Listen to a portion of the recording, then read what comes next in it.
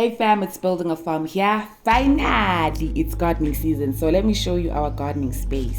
Yay! First of all, above everything else, it's the mess for me that I have to clean up. Yo, like this space has been a garbage site ever since I built the greenhouse. Secondly, I'm growing in a small space. It's small, but it's doable. So I make sure I make good use of small spaces. And here we are. This is the aftermath. Ne? Guys, I need you all to guess how long it took for me to pimp this place up. Yo, I'm gonna share a secret. I nearly lost my hands here. Nonetheless, I did some basic land preparation, so all is needed is for us to plant now. And those tires will play a significant role in this gardening. And of course, this is the collection of seedlings we will be planting today. Yeah, they look so scrumptious, fam. Like the vibrancy of colors, the healthiness of the seedlings. I can go on and on, but they really did a good job here. So I won't be sharing the seedling names because I already did on the previous video. What's important is for me to start this vegetable garden I've been nagging about. Let's go.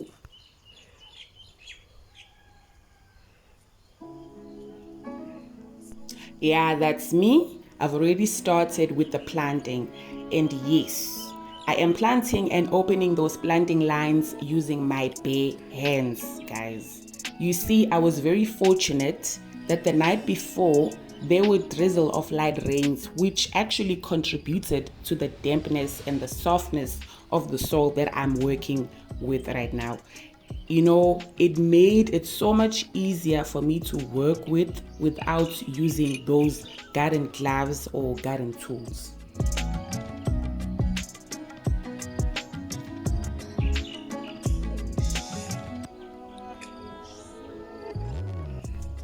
So I'm currently halfway through the first segment of the garden. Guys, I'm sure by now you've noticed how I always segregate land into smaller plots or smaller portions. You see, I do that because it makes the working process so much easier, or the planting process so much easier, and the garden overall looks neat.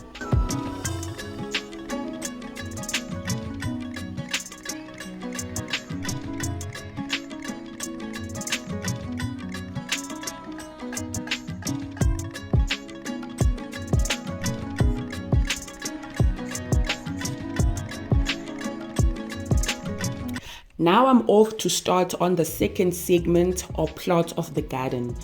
Guys, gardening involves not only the physical part of it, there's also the logic process of designing and planning where and how to plant certain varieties of seedlings. You have to consider spacing of seedlings and the overall decoration of the garden due to color variation of seedlings. Pela, here we have bulbs, butterheads, leafy veggies, and botanical fruits in different colors, which is purple or red and also green. So you see the point, ne? Another last important thing to note when planting seedlings is you have to make sure that you dig open the soil to fit the entire root section of the seedling. After that, you cover up the entire root section with soil and secure tightly using your hands so as to avoid loose planting and floating of seedlings, which might occur during irrigation.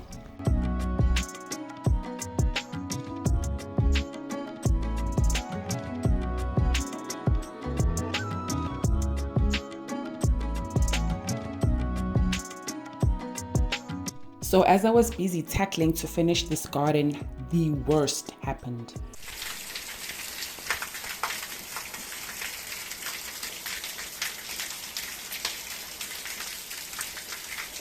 Let's go check this garden.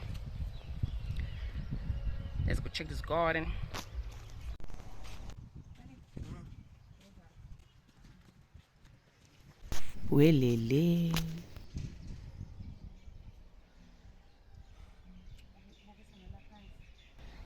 So, Nyabona, the water actually was running all the way that side to the garden, to these seedlings that are in this side of the garden. because you can see there's running angles. There are holes here this side. The cabbage was affected. There's holes that side. The tomatoes was affected. But it's really not as bad as I thought it would be, seeing the depth of the rain. There's also a hole there. That's a big hole. There's also a hole there. So the spinach is just down. The rainbow spinach is just down. It's just down. Nah, it looks damaged actually. So this was the section where I was planning to plant the sweet peppers. Since I forgot to buy the sweet peppers, I left the space for the sweet peppers there. I'll plant them later on. I still have to go buy them. There's a huge hole nakhona futhi lana. Yabo. So, and then this side, it's just basically the plants, but they were not as badly as affected as I thought they would be. But the onions, you can't even see them properly. They are down. The onions are down. The onions are down. And you could actually see like where the water was running. So I need to fix that. Yeah, there's a lot to fix basically. There's a lot to fix, but it's not as bad as I thought. So let me get to work. Need to fix this place. So right now I'm on a mission to restore some planting lines. Planting lines are very important and effective in terms of retaining a collective amount of water for the plant to absorb during irrigation. Another planting line flex is that they make your garden look defined and pretty, and that's what I really need right now for my garden. But I won't dig those lines deep because of the current ongoing rains. Like Bafeto, I really don't need the stress of water retention causing seedlings to float, or worse, causing root rot. Now I'll be planting the strawberry plants. So I'll be planting them in these tires. I've prepared these tires, I've prepared my soil. I've used the soil from the garden, I put it in the tires, right? And then I'll plant my strawberry plants. Another thing that I want you to note is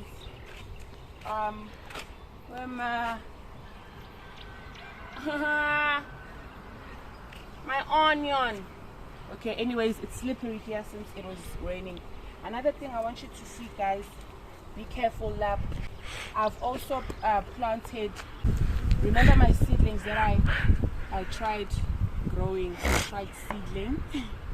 Yeah, they actually grew, some of them, right? Those actually grew, or those that actually germinated, I have planted them in these tires. So this is a mixture of butternut, squash, and cucumber. And I also think that Queensland pumpkin is here. I thought they were gonna die. Let me just put it like that. I thought they were gonna die because they were in a very bad shape. But I see with no, man, they're coming along very well.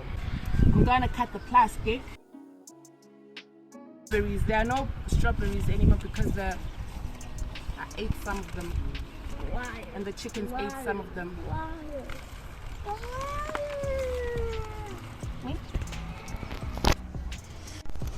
So you can actually see how thick this is.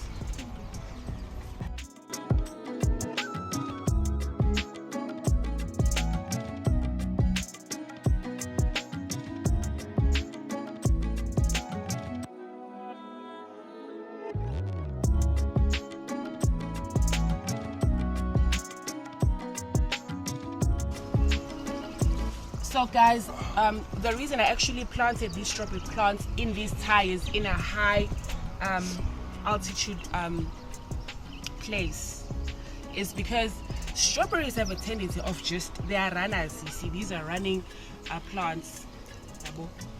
So when I plant them on the ground, I have a fear with some of the strawberries will sit there and they will rot.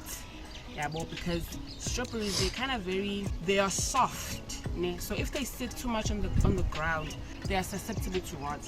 So I want these runners to actually just sit on top of these tires and just hug the tires and just hang on the tires, right? So that the plant will just hang on the tires properly instead of just sitting down on the ground. So that's the aim.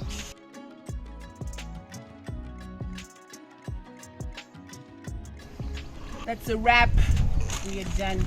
Okay, fam, so now I'm done with everything. Planting, fixing up the mess that the rain caused, redrawing the planting lines, and irrigating with Epsom salt, because these are actually seedlings, and they went through shock when I was transplanting, and then went through another shock because of the heavy rain. So I am trying to revive my seedlings to make sure they actually grow well.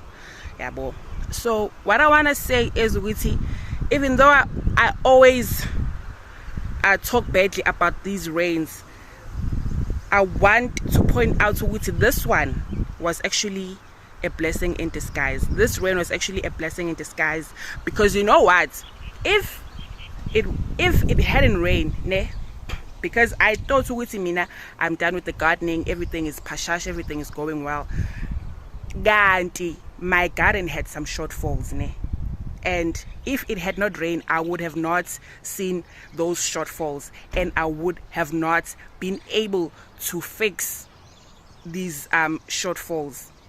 So what this rain taught me is I had to actually implement another strategy. I had to put some extra layer of bricks in the garden to protect my plants from the direction of harsh water that it would be flowing to the direction of my garden because of the rain. So I had to put some extra bricks there, and I also implemented or made some water drench lines there. So I had to make sure I made the drench lines to soak away excess water in the garden. Trench water lines, guys, they aid in promoting proper drainage that direct unwanted waters out of the garden. So these rains were actually good in that sense. They were good for the garden because they helped me notify and pinpoint the shortfalls that the garden had. So I was able to fix that and actually observe that in a very earlier stage before there was actually a huge harm that would have been caused in the near future. So that was helpful. The rain was helpful in that sense. It's not only this garden. There's also, remember there's also the greenhouse. Thank God for the greenhouse, because the spinach production was not affected because there's the shade nets. It's the greenhouse. So thank God for that. But also remember, there's also another 2-hectare plantation maize that I run. That I still gonna have to go and check that out and see how it's going. But because it's just maize can withstand harsh weather conditions, so I'm very hopeful nothing bad had occurred there. There were no damages that had transpired on that side of the plantation. So fam, we have come to the end of the video. Thank you for being part of the journey with me. However, we are not done with the ultimate vegetable series. There's a whole lot more to grow on these loads of tires that I have, and I cannot wait for you to see.